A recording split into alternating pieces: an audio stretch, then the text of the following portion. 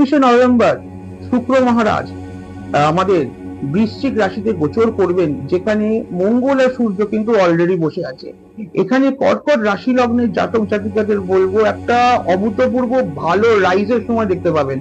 আপনারা যারা ব্যবসা করছেন বা হায়ার স্টাডিজে আছেন, দেখবেন একটা হঠাৎ করে একটা খুব বড় রাইজ আপনারা দেখছেন। কাস্টমারের ইনক্রিজ হয়ে যেতে পারে, মানে কাস্টমার বেড়ে যেতে পারে, বা যারা রিসার্চ লাইনে আছেন বা যারা হায়ার স্টাডিজ করছেন সেখানে দেখবেন নম্বর বেড়ে যেতে পারে। কিন্তু আমি এখানে একটাই কথা বলবো, যদি এরকম আপনারা দেখছেন তাহলে জিনিসটা নিজের মধ্যে রাখুন, কাউকে বলবেন না। এই সময়টা যদি বলেন তাহলে কিন্তু জিনিসটা যে রাইজ হবে সেটা কিন্তু ব্যাকফায়ার করতে পারে, আপনার কিন্তু রাইজটা কিন্তু কমে যেতে পারে।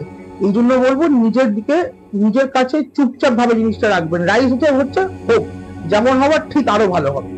আপনাদের বাড়িতে বা গাড়িতে যদি কোনো একটা ছোট্ট প্রবলেম আপনারা অনেকদিন ধরে নোটিস করছেন, বা কোনো ডকুমেন্টেশনে কিছু করানো হয়নি, সেটা আপনারা করাচ্ছেন না, আমি আবার বলবো এই 5-6 দিনের মধ্যে করিয়ে নিন। কিন্তু যদি না করান তাহলে কিন্তু পরবর্তীকালে গিয়ে কিন্তু একটা বিশাল বড় প্রবলেমের বা একটা সমস্যার কিন্তু সৃষ্টি এটা করতে পারে।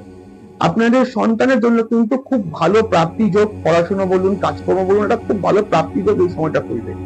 আর পরিবার পরিজন সমস্ত লোকের শরীর স্বাস্থ্য নিয়ে একটু কেয়ারফুল থাকুন। ওম নমঃ শিবায়।